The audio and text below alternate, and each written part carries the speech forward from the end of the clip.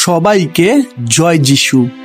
প্রভু যিশু খ্রিস্টের শক্তিশালী নামে আমি আপনাদের প্রত্যেককে হৃদয় দিয়ে স্বাগত জানাচ্ছি আমার এই চ্যানেল জীবন্ত ঈশ্বরের মণ্ডলীতে। আমি ঈশ্বরকে ধন্যবাদ দিই সেই সমস্ত মানুষগুলোরই জন্যে যারা প্রতিদিন ঈশ্বরের বাক্যের অপেক্ষায় থাকেন ও প্রতিনিয়ত ঈশ্বরের ধন্যবাদ ও গৌরব করেন। ঈশ্বরের শান্তি আপনাদের প্রত্যেকেরই গৃহে বর্তুক। আমেন। একমাত্র ঈশ্বরেরই গৌরব হোক। আমেন। আসুন আজকের অনুষ্ঠানটা শুরু করার আগে আমরা একটা প্রার্থনা করে নিই। প্রভু গো, তোমায় ধন্যবাদ দিই, কেননা ধন্যবাদ ও গৌরব পাওয়ার একমাত্র যোগ্য ঈশ্বর তুমি। তোমার দয়াতেই আমরা সুস্থ সবল, জীবিত, মুক্ত ও তোমার আলোতে আলোকিত হয়ে আছি। তাই তো তোমায় ধন্যবাদ। প্রভু গো, আমি প্রার্থনা করি তাদেরই জন্যে যারা যারা এই মুহূর্তে এই চ্যানেলের মাধ্যমে তোমার বাক্য সকল শুনবে। তুমি তাদের হৃদয় খুলে দাও, যেন তারা তোমার বাক্যে মনোযোগ করতে পারে, বিশ্বাস করতে পারে ও ধৈর্য সহকারে পালন করে ফলবান হতে পারে। তাই তুমি সাহায্য করো প্রভু। এই প্রার্থনা আমি খ্রিস্ট যিশুর নামে চাইলাম। আমেন। আজকের বিষয়, কেন ভালো মানুষের জীবনে কষ্ট বেশি। আমি আবারও বলছি, আজকের বিষয়, কেন ভালো মানুষের জীবনে কষ্ট বেশি। আজ আমরা এই গুরুত্বপূর্ণ প্রশ্নের উত্তর খুঁজব। এই প্রশ্নটা শুধু আমার বা আপনার নয়, কিন্তু এই প্রশ্নটা প্রত্যেকটা বিশ্বাসীদের মনেই জাগে যে কেন ভালো মানুষের জীবনে কষ্ট বেশি, তাই না? তাই আজকের এই বিষয়টা আমাদের খুবই মনোযোগ দিয়ে শুনতে ও বুঝতে হবে। তাহলে আসুন প্রভু যিশু খ্রিস্টের শক্তিশালী নামে আমরা প্রবেশ করি ঈশ্বরের বাক্যের গভীরে। তাই হোক। আমেন। দেখবেন, অনেক সময় আমরা দেখি যারা ঈশ্বরকে ভালোবাসে, সৎভাবে জীবন যাপন করে, অন্যের উপকার করে, তারাই যেন বেশি পরীক্ষার মধ্যে দিয়ে যায়, তাই না? আর অন্যদিকে অনেক দুষ্ট লোককে সুখে শান্তিতে থাকতে দেখা যায়। তাহলে প্রশ্ন, এমন কেন হয়? আসুন আমরা বাইবেল থেকে বিষয়টা বোঝার চেষ্টা করি। আমাদের প্রথমেই বুঝতে হবে যে সত্যের পথে চলা ধার্মিক মানুষেরাই পরীক্ষার সম্মুখীন হয়। আমি আবারও বলছি, সত্যের পথে চলা ধার্মিক মানুষেরাই পরীক্ষার সম্মুখীন হয়। বাইবেল থেকে আমরা দেখতে পাই যে ধার্মিক ব্যক্তি ইয়োব অনেক কষ্ট ভোগ করেছিলেন। তিনি ঈশ্বরকে ভালোবাসতেন ও ভয় করতেন। তিনি সত্যের পথেই জীবনযাপন করতেন, তবুও তার সম্পদ, সন্তান এবং স্বাস্থ্য সব কিছুই তিনি হারিয়েছিলেন, তাই না? আমরা দেখি ইয়োব 1:8 তাহাতে সদাপ্রভু শয়তানকে কহিলেন, আমার দাস ইয়োবের উপরে কি তোমার মন পড়িয়াছে? কেননা তাহার তুল্য সিদ্ধ ও সরল, ঈশ্বর ভয়শীল ও কুক্রিয়াত্যাগী লোক পৃথিবীতে কেহই নাই। দেখুন, এখানে স্বয়ং ঈশ্বরই ইয়োবের বিষয়ে সাক্ষ্য দিচ্ছেন, তাই না? তাহলে এখন প্রশ্ন, কেন ভালো মানুষের জীবনে কষ্ট বেশি? দেখুন, সমস্ত বিষয়ের মধ্যেই কারণ থাকে যা আমাদেরই মঙ্গলের। কেননা কষ্ট আমাদের বিশ্বাসকে শক্তিশালী করে।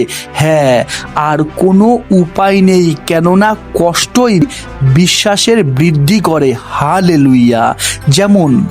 যেমন আগুনে সোনা খাঁটি হয়, ঠিক তেমনিভাবেই পরীক্ষার মধ্যে দিয়ে একজন বিশ্বাসী আরও পরিপক্ক হয়ে ওঠে। যেমন লেখা আছে, আমরা দেখি 1 পিতর 1:6-7 ইহাতে তোমরা উল্লাস করিতেছ, যদিও অবকাশ মতে এখন অল্পকাল নানাবিধ পরীক্ষায় দুঃখার্ত হইতেছ, যেন যে সুবর্ণ নশ্বর হইলেও অগ্নি দ্বারা পরীক্ষিত হয়, তাহা অপেক্ষাও মহামূল্য তোমাদের বিশ্বাসের পরীক্ষা সিদ্ধতা যীশু খ্রিস্টের প্রকাশকালে প্রশংসা, গৌরব ও সমাদরজনক হইয়া প্রত্যক্ষ হয়। অর্থাৎ ঈশ্বরই কখনো কখনো কষ্টের মাধ্যমে আমাদের চরিত্র গঠন করে এবং আমাদের তার উপর নির্ভর করতে শেখায়। দেখবেন, প্রভু যিশুও এই পৃথিবীতে কষ্ট ভোগ করেছিলেন, তাই না? আমাদের প্রভু ছিলেন নির্দোষ, তবুও তাকে প্রত্যাখ্যান করা হয়েছিল, অপমান করা হয়েছিল এবং শেষে আমাদের জন্যই ক্রুশে তাকে বিদ্ধ করা হয়েছিল। তাই তো তিনি বলেছিলেন, আমরা দেখি যোহন 15:20, আমি তোমাদিগকে যাহা বলিয়াছি আমার সেই বাক্য স্মরণে রাখিও। দাস আপন প্রভু হইতে বড় নয়। লোকে যখন আমাকে তাড়না করিয়াছে, তখন তোমাদিগকেও তাড়না করিবে। তাহারা যদি আমার বাক্য পালন করিত, তোমাদেরও বাক্য পালন করিত। দেখুন, সত্যের পথে তাড়না থাকবেই, কষ্ট থাকবেই, তবুও আমাদের থেমে গেলে চলবে না। কিন্তু হাজার কষ্টের মধ্যেও আমাদের ধৈর্য ধরেই প্রভুর পথে চলতে হবে, যেমন লেখা আছে। আমরা দেখি কলসীয় 2:6, অতএব খ্রিস্ট যিশুকে প্রভুকে যেমন গ্রহণ করিয়াছ, তেমনি তাহাতেই চলো। আমরা দেখি 1 পিতর 2:21, কারণ তোমরা ইহারই নিমিত্ত আহুত হইয়াছ, কেননা খ্রিস্টও তোমাদের নিমিত্ত দুঃখ ভোগ করিলেন, এ বিষয় তোমাদের জন্য এক আদর্শ রাখিয়া গিয়াছেন, যেন তোমরা তাহার পদচিহ্নের অনুগমন করো। হালেলুয়া! আশা করি এতদূর পরিষ্কার। তাই ভয় পাবেন না, কেননা বিশ্বাস করুন যে ঈশ্বর আপনার সহবর্তী। তিনি জানেন আপনার কষ্ট, তাই তো তিনি আপনার জন্য চিন্তা করেন। আমরা দেখি যোহন 16:33, এই সমস্ত তোমাদিগকে বলিলাম, যেন তোমরা আমাতে শান্তি প্রাপ্ত হও। জগতে তোমরা ক্লেশ পাইতেছ, কিন্তু সাহস করো, আমি জগৎকে জয় করিয়াছি। আশা করি বোঝা যাচ্ছে তো যে প্রভু যিশু কষ্টের মধ্যে দিয়ে এই পৃথিবীতে জীবন কাটিয়েছিলেন। তাই তার সন্তানরাও, তার অনুসারীরাও পরীক্ষার সম্মুখীন হবেই হবে, আর এটাই সত্য। হালেলুয়া! কিন্তু আনন্দের বিষয় কি জানেন? ঈশ্বর কিন্তু আমাদের কষ্টের মধ্যেও আমাদের সঙ্গে থাকেন। কষ্টের সময় আমরা অনেক সময় বলে থাকি যে ঈশ্বর আমাদের ছেড়ে দিয়েছেন, তিনি আমাদের ভুলে গেছেন, তাই না? কিন্তু বাইবেল কিন্তু অন্য কথা বলে। হ্যাঁ, বাইবেল কিন্তু অন্য কথা বলে। আমরা দেখি গীত সংহিতা 34:18, সদাপ্রভু ভগ্ন চিত্তদের নিকটবর্তী, তিনি চূর্ণ মনাদের পরিত্রাণ করেন।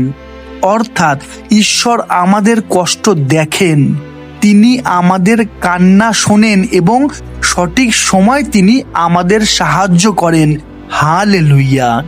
তাই আমাদের মাথায় রাখতে হবে যে আমাদের এই কষ্ট চিরস্থায়ী নয়। আমি আবারও বলছি, আমাদের মাথায় রাখতে হবে যে আমাদের এই কষ্ট চিরস্থায়ী নয়। ভালো মানুষের কষ্ট সাময়িক, কিন্তু ঈশ্বরের প্রতিশ্রুত মহিমা চিরস্থায়ী। হালেলুয়া! আমরা দেখি রোমিও 8:18, কারণ আমার মীমাংসা এই, আমাদের প্রতি যে প্রতাপ প্রকাশিত হইবে, তাহার সঙ্গে এই বর্তমান কালের দুঃখভোগ তুলনার যোগ্য নয়। কি কেমন লাগছে? অর্থাৎ ঈশ্বরের সন্তানদের জন্য ভবিষ্যতে এমন আনন্দ অপেক্ষা করছে যা সমস্ত কষ্টকে তুচ্ছ করে দেবে। হ্যাঁ, বিশ্বাস না করলেও এটাই সত্যি। হালেলুয়া। আশা করি আজকের শিক্ষার দ্বারা আমরা জানতে পারলাম যে ভালো মানুষের জীবনে কষ্ট আসে ঠিকই, কিন্তু সেই কষ্ট তাকে গড়ে তোলে সত্যিকারে বিশ্বস্ত সন্তান ও উত্তম যোদ্ধা রূপে। কেননা ঈশ্বর কখনো তার সন্তানদের ভুলে যান না। তাই তো ঈশ্বরই অনেক সময় তাদের আরও শক্তিশালী, পরিপক্ক এবং তার নিকটবর্তী করার জন্য পরীক্ষার মধ্যে দিয়ে নিয়ে যান। তাই কষ্টের সময় হতাশ বা নিরাশ হবেন না, কেননা ঈশ্বর আপনার সঙ্গে আছেন। তিনি আপনার কষ্ট জানেন, আপনার কান্না শোনেন। তাই তো আপনার জীবনে তারই পরিকল্পনা সিদ্ধ হচ্ছে, যা আপনারই মঙ্গলের। হালেলুয়া। যদি আজকের এই শিক্ষার দ্বারা আপনার বিশ্বাসের বৃদ্ধি হয়ে থাকে, যদি আপনার ভেতর থেকে নিজেকে শক্তিশালী মনে হয়ে থাকে, তাহলে কমেন্টে লিখুন, হে ঈশ্বর, তোমার ইচ্ছাই আমার জীবনে সিদ্ধ হোক। আমেন। আর এই ভিডিওটা শেয়ার করে দিন নতুন নতুন মানুষের কাছে। তাই হোক। আমেন। আসুন এই বিষয়টা নিয়ে আমরা একটা প্রার্থনা করে নিই।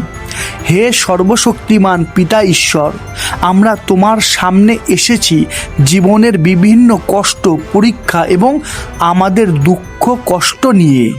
এই পরিস্থিতিগুলোর সময় তুমি আমাদের শক্তি দাও। আমরা অনেক সময় বুঝতে পারি না যে কেন আমরা এই পরিস্থিতির মধ্যে দিয়ে যাচ্ছি। তাই তুমি আমাদের সাহায্য করো যেন হাজার কষ্টের মধ্যেও আমরা তোমার উপরে সম্পূর্ণ বিশ্বাস ও নির্ভর করতে পারি। হে প্রভু, আমাদের হৃদয়ে শান্তি ও ধৈর্য দাও। আমাদের বিশ্বাসকে দৃঢ় করো এবং কষ্টের মধ্যেও তোমার উপস্থিতি অনুভব করার অনুগ্রহ দাও। যারা যারা আজ কষ্টের মধ্যে আছে তাদের সান্ত্বনা দাও এবং তাদের জীবনে তোমার আশার আলো জ্বালিয়ে দাও। এই প্রার্থনা আমি খ্রিস্ট যিশুর নামে চাইলাম। আমেন। হালেলুয়া। আমাদের প্রভু যিশু খ্রিস্টের অনুগ্রহ প্রত্যেকটা বিশ্বাসীদের সহবর্তী হোক। আমেন। আজ এতটাই। আবার দেখা হবে ঈশ্বরের জীবন্ত বাণীর নতুন কোনো শিক্ষা নিয়ে। ততক্ষণ সবাইকে জয় যিশু, জয় যিশু, জয় যিশু।